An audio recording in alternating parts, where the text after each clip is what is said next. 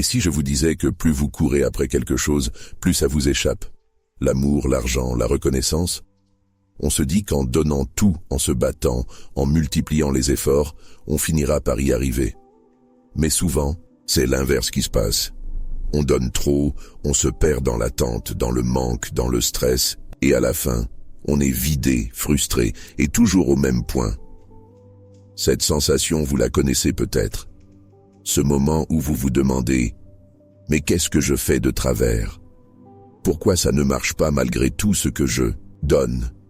On a été conditionné à croire que pour obtenir quelque chose, il faut le traquer, ne jamais lâcher, forcer les choses. Mais personne ne nous a appris l'autre manière. Celle qui fonctionne quand on arrête de courir, quand on cesse de vouloir contrôler chaque détail. Ce qu'on va faire ici, c'est changer totalement de perspective. Et non, ce n'est pas un discours magique, ni une méthode pour tout attirer en claquant des doigts. C'est du concret, du vécu, du vrai. On va parler d'attirer, au lieu de poursuivre. Et surtout, comment s'y prendre, vraiment, sans faux espoir ni faux semblants. Dans cette vidéo, on va vous partager une façon différente de penser, de ressentir, d'agir. Pas une technique, un état d'esprit. Un chemin qu'on apprend à suivre petit à petit, pas à pas. Et si vous écoutez jusqu'au bout, vous verrez qu'il ne s'agit pas de rêver, il s'agit de vivre autrement. Alors si vous êtes déjà à fond dans la course, si vous vous sentez à bout ou juste curieux de voir ce que ça ferait de lâcher un peu la pression, vous êtes au bon endroit. Et pendant qu'on est là, si vous sentez que ce qu'on dit résonne en vous, prenez une seconde pour liker cette vidéo, pour vous abonner si ce n'est pas encore fait. Commentez aussi, dites-nous si vous vous reconnaissez dans ce qu'on décrit. Et surtout, si vous pensez que ça peut aider quelqu'un, partagez-la. Ce petit geste peut faire une vraie différence. On commence maintenant. On ne s'en rend pas toujours compte, mais parfois, c'est justement notre envie trop forte d'avoir quelque chose qui finit par tout gâcher.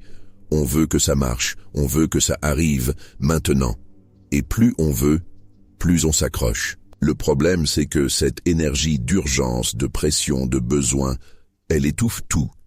Elle fait fuir les opportunités, elle rend les relations bancales, et elle nous fait passer à côté de ce qu'on cherche à construire. C'est un peu comme si on voulait attraper de l'eau avec les mains serrées. Plus on serre, plus elle nous échappe. Prenez l'exemple de Karim. Il avait repéré un poste dans une boîte qu'il adorait. Un job parfait selon lui. Il en rêvait depuis des mois. Quand l'offre est enfin sortie, il a tout donné.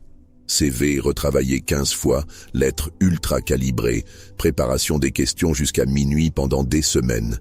Il voulait tellement réussir qu'il est arrivé à l'entretien déjà épuisé. Il souriait trop, parlait trop vite, voulait prouver qu'il méritait cette place, quitte à en faire trop. Résultat, il a été recalé, pas parce qu'il manquait de compétences, mais parce qu'il donnait cette impression d'être sous tension. Les recruteurs l'ont trouvé stressé, pas très naturel. Ils ont préféré un autre candidat, moins impressionnant sur le papier, mais beaucoup plus détendu. Ce qui est fou, c'est que Karim a fait ce que beaucoup de gens feraient. Il a bossé dur, il s'est impliqué, il a voulu bien faire. Mais il s'est tellement accroché à l'idée de réussir qu'il a oublié d'être lui-même. Et c'est ça qu'on veut vous montrer ici. Quand vous mettez toute votre énergie dans l'envie d'obtenir un résultat, vous bloquez le mouvement naturel des choses. Vous devenez rigide, vous entrez dans une forme de tension qui se ressent. Et cette tension, elle n'est pas attirante. Elle repousse. Dans le travail, dans les relations, dans les projets, c'est toujours la même chose.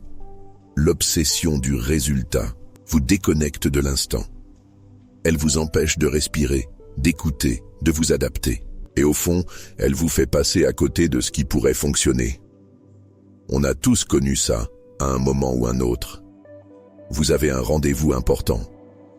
Vous y allez avec l'envie que ça marche, que ça vous ouvre une porte.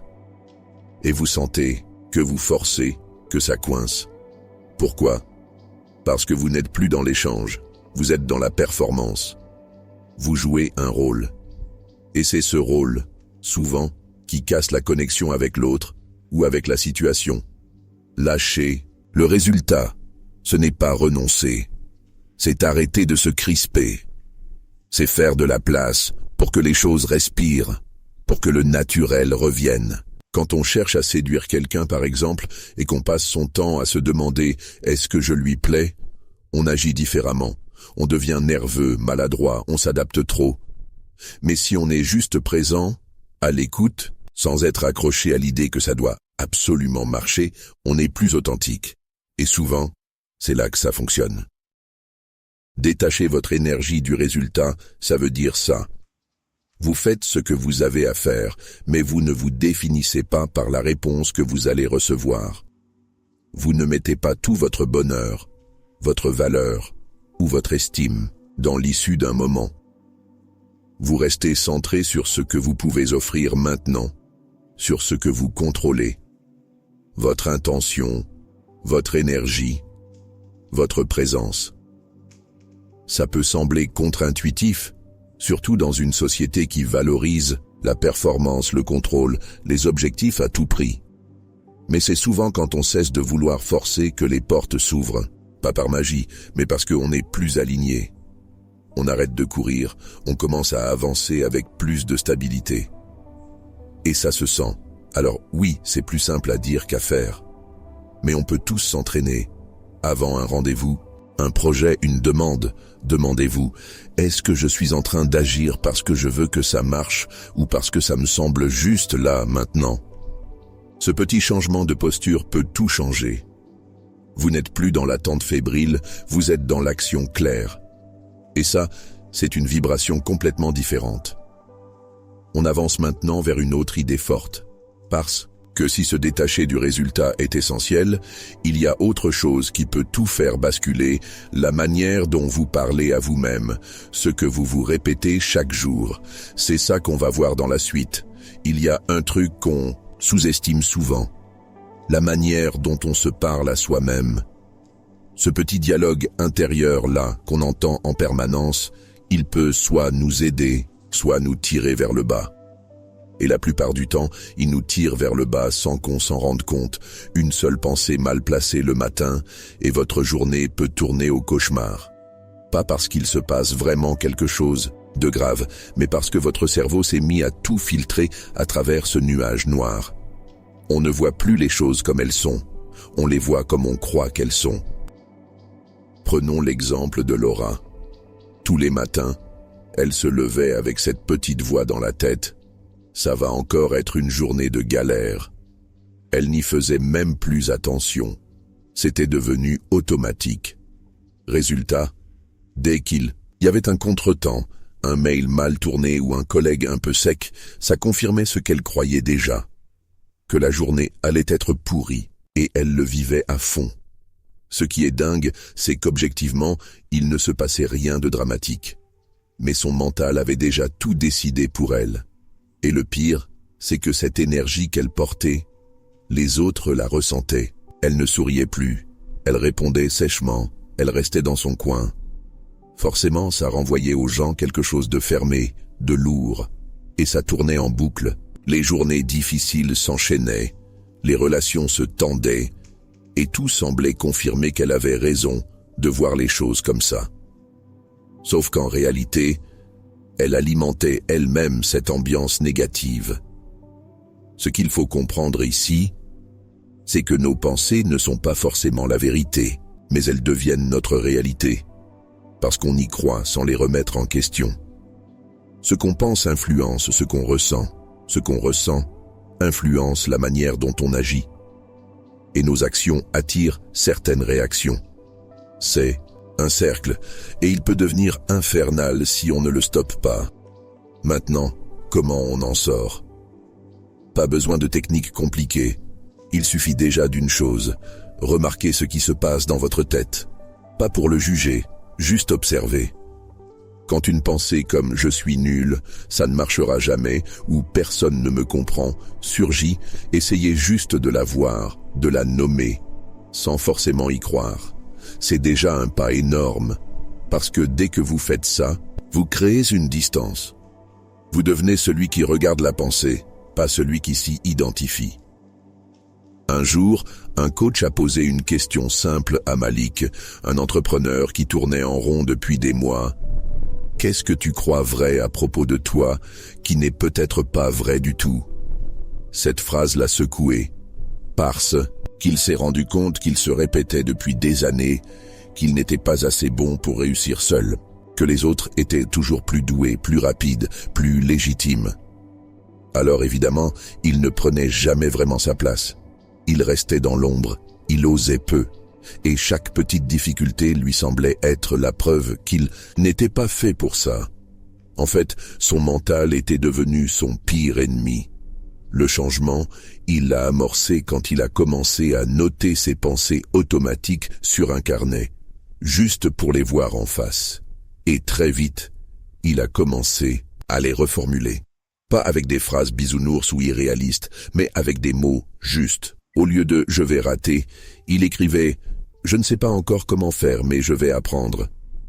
Rien que ça lui redonnait de l'élan. Le but ici n'est pas de vous mentir à vous-même ou de vous forcer à penser positif, à tout prix. Ce n'est pas naturel et ce n'est pas efficace non plus. Le but, c'est de vous ouvrir une autre voie, une version plus nuancée, plus équilibrée. Votre mental a pris l'habitude de vous montrer le pire scénario. Vous pouvez lui apprendre à envisager autre chose. Il faut juste lui en donner l'occasion. C'est exactement ce qu'on vous propose de faire maintenant. La prochaine fois qu'une pensée limitante débarque dans votre esprit, posez-vous cette simple question. Est-ce que c'est vraiment vrai? Ou même, est-ce que je pourrais voir cette situation autrement? Avec le temps, vous allez remarquer une vraie différence. Moins de tension, plus de recul, et petit à petit, votre énergie change. Et quand votre énergie change, ce que vous attirez change aussi. On va maintenant passer à quelque chose d'encore plus subtil, mais tout aussi puissant, le rapport qu'on a au temps. Car même si vous pensez juste, même si vous agissez bien, il y a une chose que vous ne contrôlerez jamais totalement. C'est le moment où les choses arrivent. Et c'est ce qu'on va voir tout de suite. On vit dans une époque où tout va vite. On a l'impression qu'il faut réussir jeune, tout avoir maintenant, et surtout, ne jamais ralentir. On compare nos vies à celles des autres, on regarde les réseaux, on voit des gens qui enchaînent les réussites à 25 ans, et on se dit « je suis en retard ». Et là, sans s'en rendre compte, on se met une pression énorme. On veut forcer le timing. On veut tout de suite. Et cette précipitation, elle finit par nous étouffer. Elle pousse à prendre des décisions trop rapides, à vouloir des résultats sans avoir construit une base solide. Elle nous fait oublier que certaines choses prennent du temps, et que ce n'est pas un problème, c'est même souvent nécessaire. Je vais vous parler de Céline. Elle s'était fixé une feuille de route très claire. Mariée à 28 ans, 2 enfants à 32, un poste à responsabilité avant 35. Elle pensait que tout était sous contrôle. Elle organisait, planifiait, elle calculait chaque étape comme si la vie était un tableau Excel. Sauf que la vie, elle n'a pas suivi le programme. Céline a vécu une rupture à 29 ans. Elle a quitté un boulot qui la vidait de l'intérieur. Et à 33 ans, elle est retournée vivre chez ses parents quelques mois. Un vrai coup dur. Elle avait l'impression d'avoir tout raté. Elle regardait ses amis, leur maison, leurs enfants, leurs promotions, et elle se sentait larguée. Mais ce qu'elle ne voyait pas encore, c'est que tout ça allait l'amener là où elle n'aurait jamais pensé aller. Elle a fini par reprendre des études, dans un domaine qui la passionnait mais qu'elle n'avait jamais osé explorer. 3 ans plus tard, elle a monté son propre projet. Elle s'est sentie enfin alignée pour la première fois depuis longtemps. Aujourd'hui, elle vous dira que son retard était la meilleure chose qui lui soit arrivée, parce qu'il l'a obligée à sortir du cadre, à écouter vraiment ce qu'elle voulait, pas ce qu'on attendait d'elle. Le souci, ce n'est pas d'avoir des objectifs, c'est de croire qu'ils doivent absolument arriver dans un certain ordre, à un moment précis. Mais la vie ne suit pas un agenda. Et franchement, c'est tant mieux. Parfois, ce qui n'arrive pas tout de suite est exactement ce qui nous sauve. Il y a des projets qui ont besoin de maturité. Des rencontres qui demandent que vous soyez une autre version de vous-même pour pouvoir vraiment fonctionner. Des opportunités qui ne se montrent que quand vous êtes prêt à les recevoir. C'est là qu'on entre dans ce qu'on appelle la patience active. Ce n'est pas rester les bras croisés à attendre que les choses tombent du ciel. Non. C'est agir, avancer, faire ce qui vous semble juste, puis laisser un peu d'espace. Vous n'êtes pas obligé de forcer chaque résultat. Vous pouvez faire votre part, puis laisser la vie faire la sienne. C'est dans cet espace que les surprises arrivent, que les vraies rencontres se font, que les tournants apparaissent. Un autre exemple, c'est celui de Thomas. Il voulait à tout prix monter son entreprise dès la sortie de ses études. Il s'est lancé trop vite. Il a brûlé tout son budget en 6 mois, s'est endetté et a mis 2 ans à remonter la pente. Il en a tiré une leçon énorme. Parfois, c'est mieux de prendre un peu de recul, de se former encore, de gagner en expérience avant de foncer. Après cette période compliquée, il a bossé dans une start-up. Il a appris sur le terrain, observé, posé les bonnes questions. 3 ans plus tard, il a relancé un nouveau projet. Cette fois, avec de la solidité.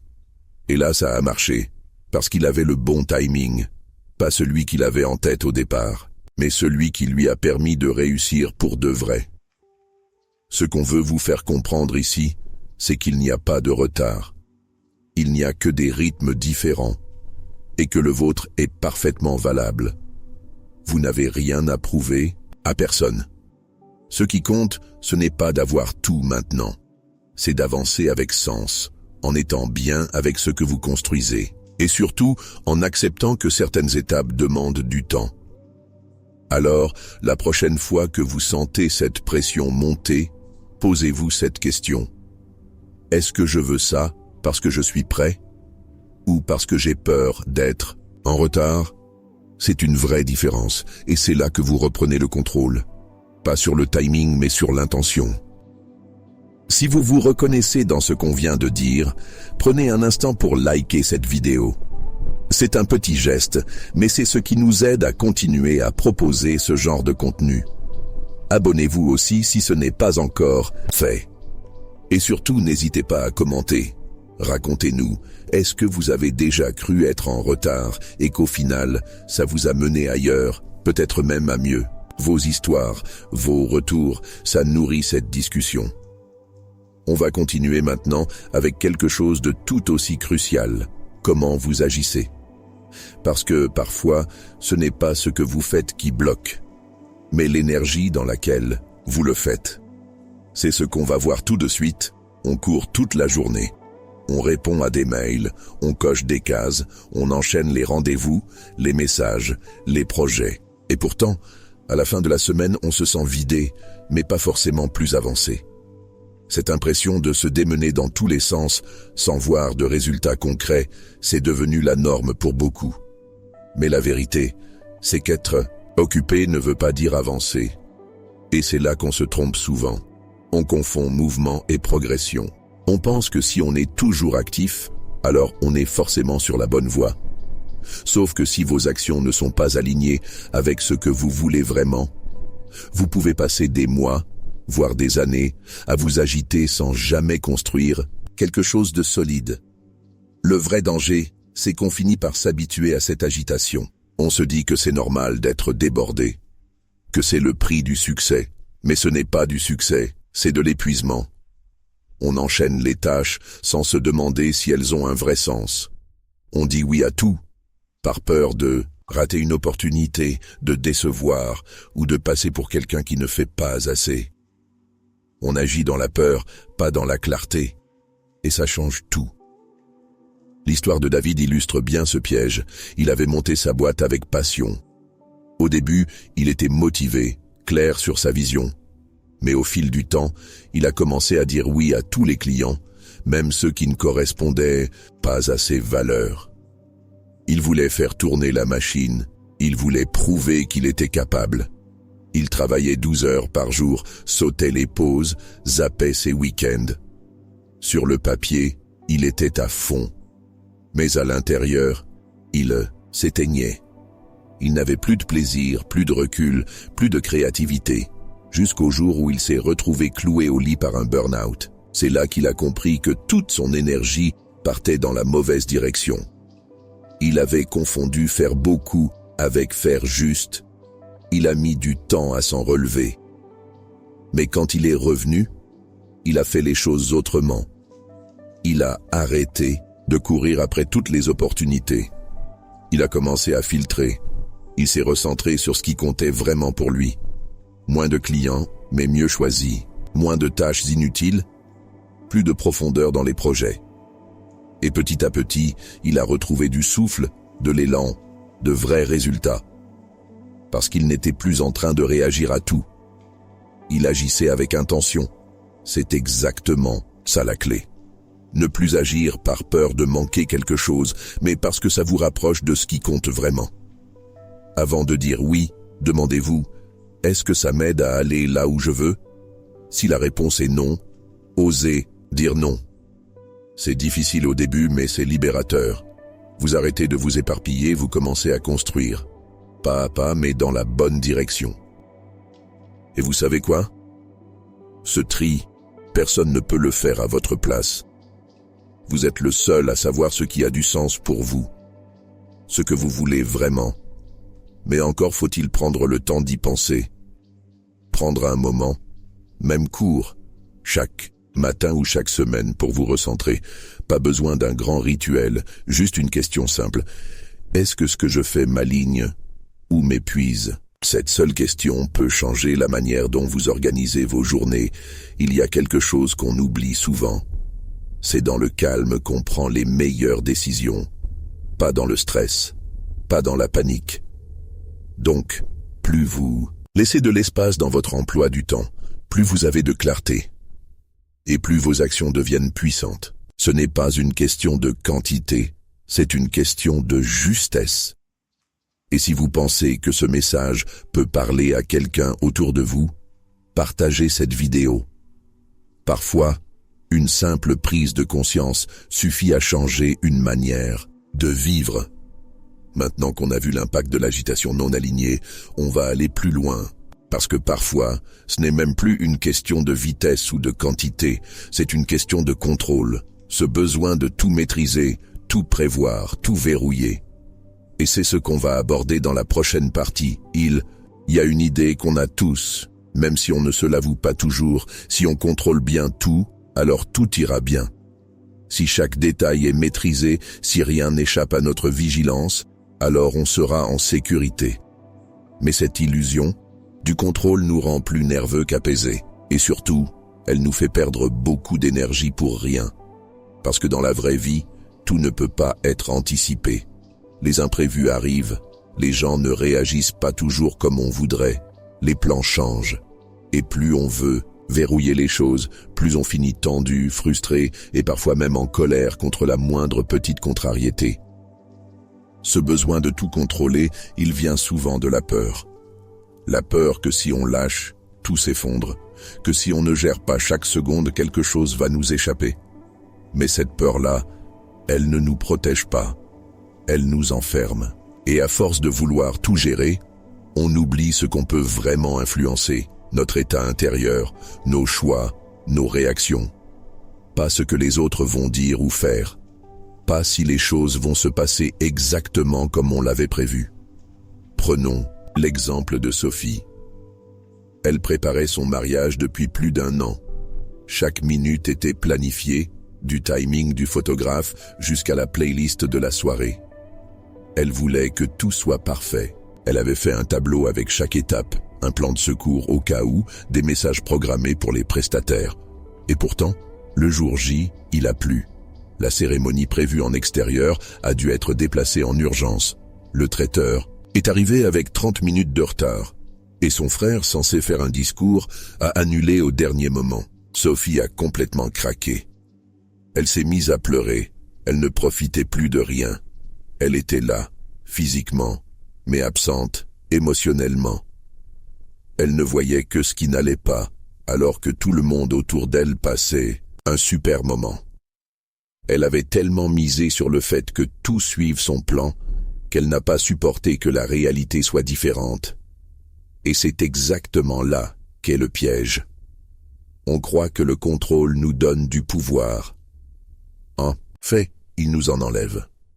Parce qu'il nous enferme dans un scénario, et dès que ce scénario dévie, on perd pied. Alors que si on apprend à se concentrer sur ce qui dépend vraiment de nous, on devient beaucoup plus fort.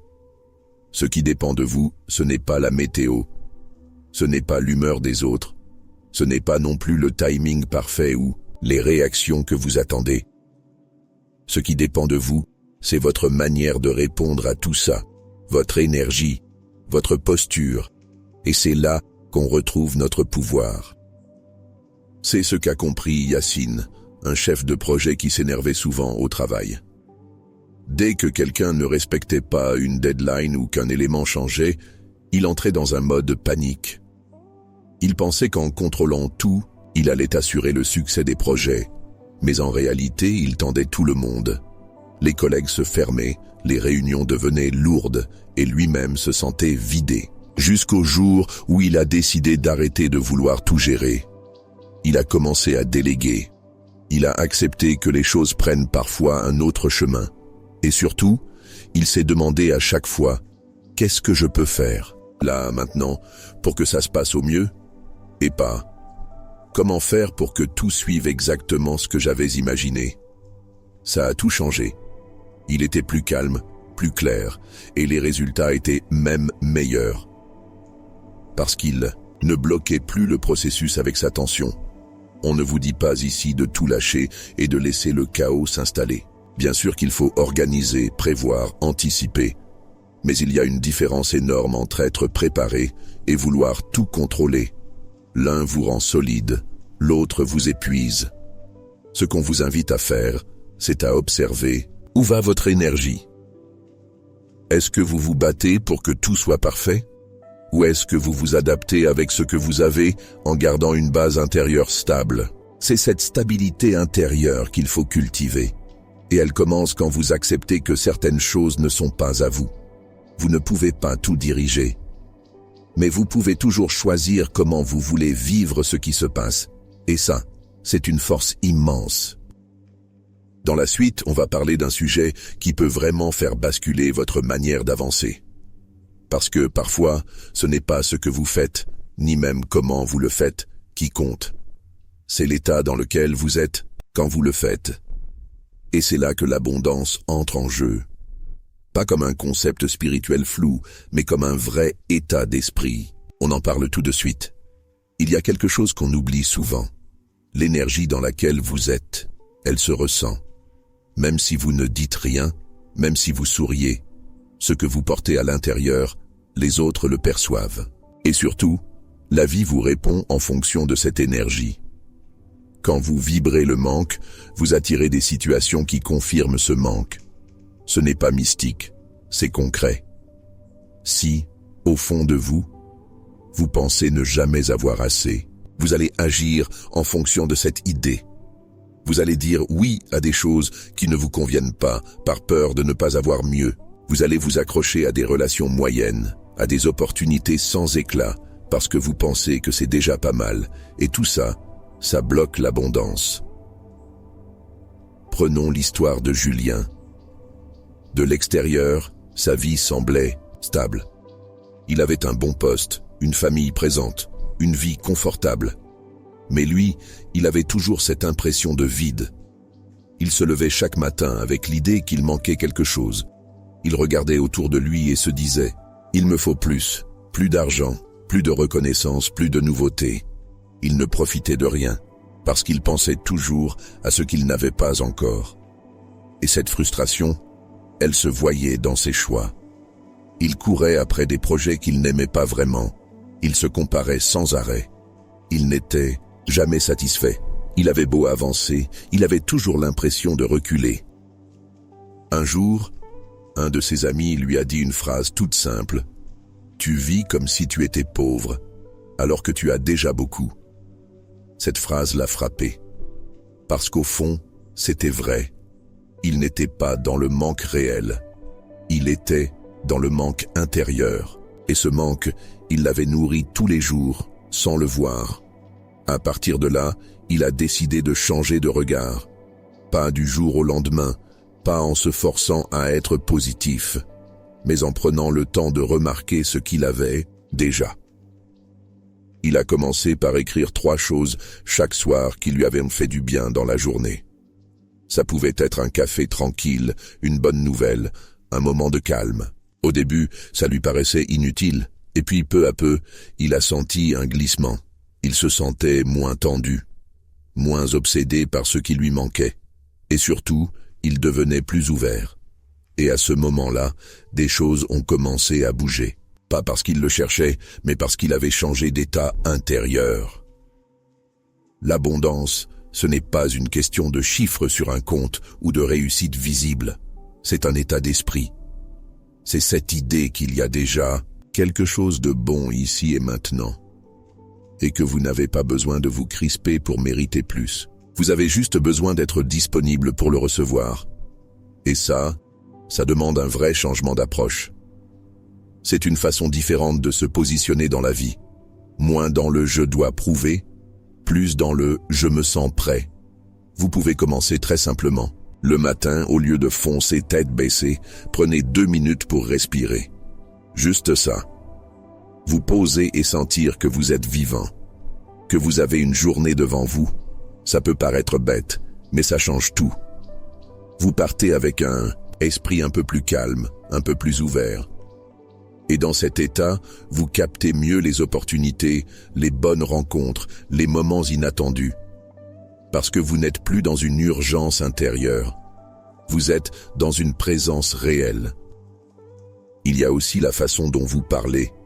Si vous passez votre temps à dire « je n'ai pas »,« je ne peux pas »,« je galère », votre cerveau finit par ne plus voir que ça. Alors que si vous commencez à dire « je suis en chemin »,« je construis »,« je fais de mon mieux », vous créez une dynamique plus vivante, plus constructive. Ce ne sont pas juste des mots.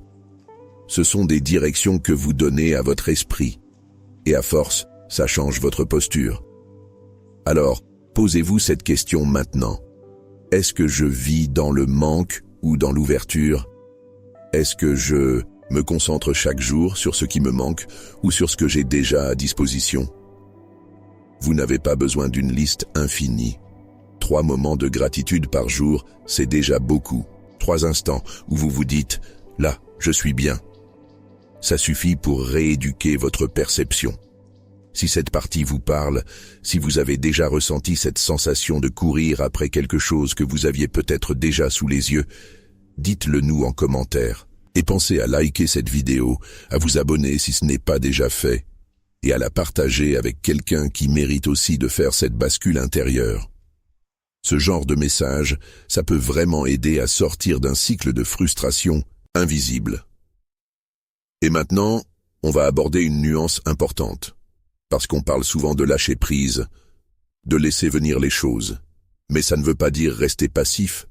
Ça ne veut pas dire attendre sans rien faire. Il y a une vraie différence entre forcer et agir avec clarté. C'est ce qu'on va voir tout de suite. Il y a une grande confusion qu'on voit souvent. On pense que pour réussir, il faut en faire toujours plus. Être partout, répondre à tout, ne jamais s'arrêter. Comme si la quantité d'efforts allait forcément produire des résultats.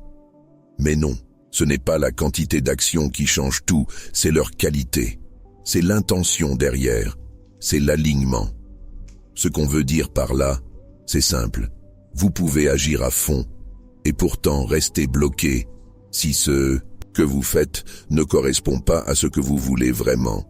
C'est comme ramer dans une direction alors que votre bateau est attaché à un quai. Vous bougez, vous vous fatiguez, mais vous ne partez pas.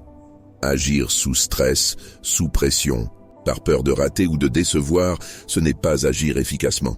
C'est souvent un réflexe de panique. On se dit, il faut que je bouge, que je montre que je suis actif, que je fais quelque chose. Mais l'action juste, celle qui a un vrai impact, c'est celle qu'on pose avec clarté, celle qui vient d'un espace calme, d'un choix conscient, pas d'une réaction automatique. Prenez l'histoire d'Anaïs. Elle avait lancé sa petite entreprise dans le coaching. Dès le départ, elle s'est laissée embarquer dans un tourbillon. Elle disait oui à toutes les demandes, même quand ça ne lui parlait pas vraiment. Elle acceptait des clients qui n'étaient pas alignés avec ses valeurs. Elle proposait des offres justes parce qu'elle voyait que ça marchait chez les autres. Elle postait sur les réseaux tous les jours, même quand elle n'avait rien à dire. Bref, elle était active, oui, mais elle ne se sentait pas bien. Et surtout, ses résultats n'étaient pas à la hauteur de l'énergie qu'elle mettait. Un jour, elle a eu un déclic. Elle s'est posé une question simple. Est-ce que ce que je fais est vraiment en lien avec ce que je veux construire? Et la réponse, c'était non. Alors elle a commencé à faire le tri. Elle a arrêté les publications forcées. Elle a revu son positionnement. Elle a refusé certains contrats. Et, contre toute attente, les choses ont commencé à bouger. Pas parce qu'elle faisait plus, mais parce que ce qu'elle faisait avait enfin du sens. Son énergie était plus claire, plus posée. Elle attirait des clients qui lui correspondaient, des projets qui la stimulaient. Elle avait enfin l'impression de construire quelque chose qui lui ressemblait. C'est ça, l'action alignée. Ce n'est pas tout faire, c'est faire ce qui compte. C'est planter une graine avec soin et ensuite lui laisser le temps de pousser. Vous n'avez pas besoin de la tirer tous les jours pour qu'elle grandisse. Vous n'avez pas à vous agiter autour d'elle constamment. Vous avez juste à faire votre part, puis laisser l'espace pour que le reste suive. Ce qu'on vous propose ici, ce n'est pas de travailler moins, ni de devenir passif, c'est de devenir plus stratégique, plus centré, de prendre le temps de vous demander avant chaque action: est-ce que ça me rapproche de ce que je veux, ou est-ce que je le fais par automatisme ou par peur? C'est une question puissante, parce qu'elle vous force à revenir à vous, à sortir du brouhaha extérieur, à reconnecter votre envie profonde à vos gestes du quotidien. Et ce qu'on remarque, c'est que plus vous agissez dans cet état de clarté, plus la vie vous répond différemment. Vous envoyez une énergie plus stable, plus cohérente. Et les gens y réagissent mieux. Les opportunités se présentent plus naturellement. Pas parce que vous avez crié plus fort que les autres, mais parce que vous êtes sur votre fréquence à vous. Et cette fréquence, elle attire ce qui vous correspond.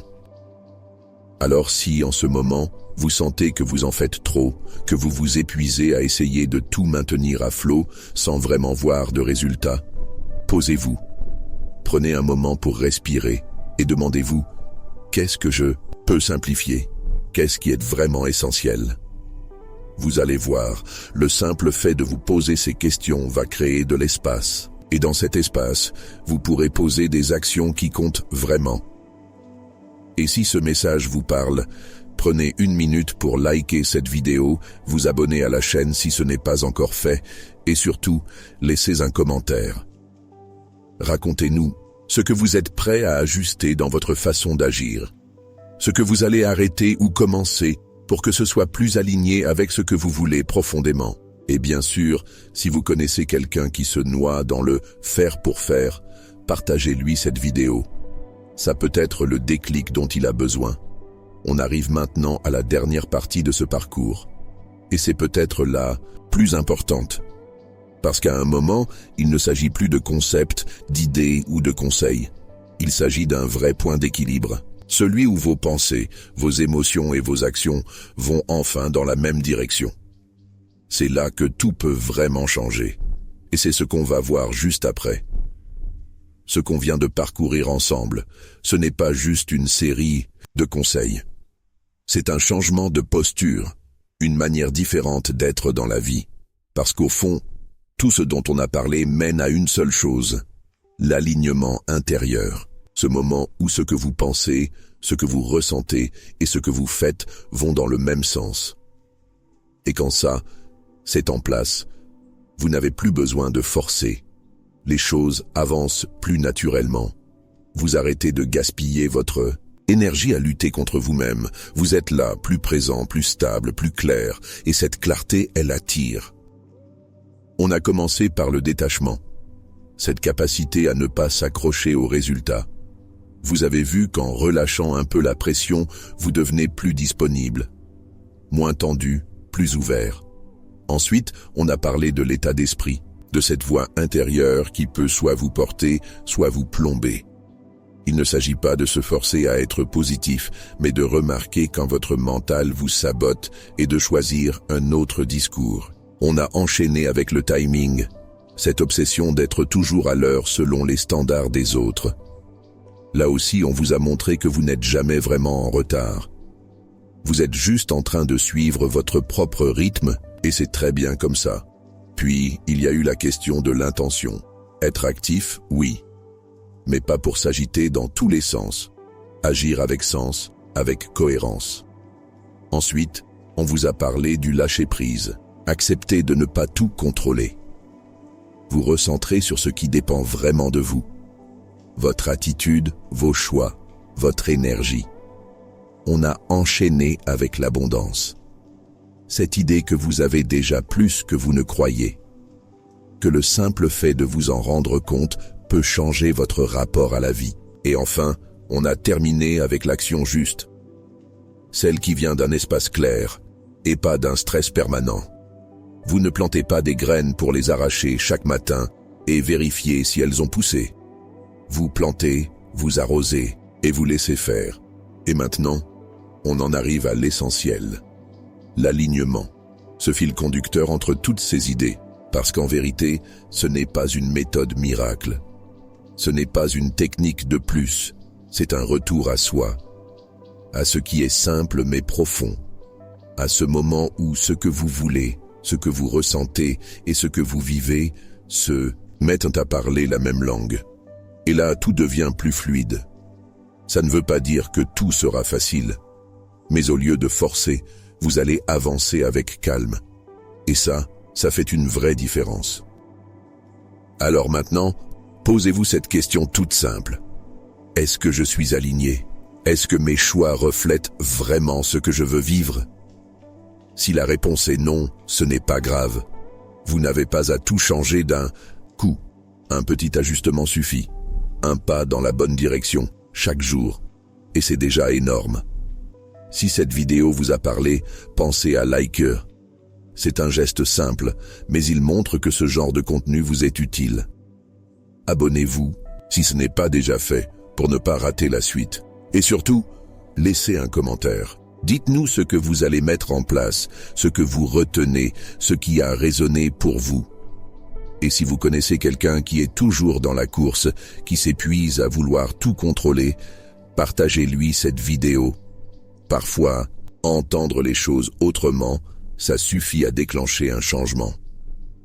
Merci d'avoir été là jusqu'au bout. Prenez soin de vous, restez fidèle à ce que vous ressentez, et surtout, souvenez-vous, vous n'avez pas besoin de courir après. La vie, elle vient à vous quand vous êtes vraiment là.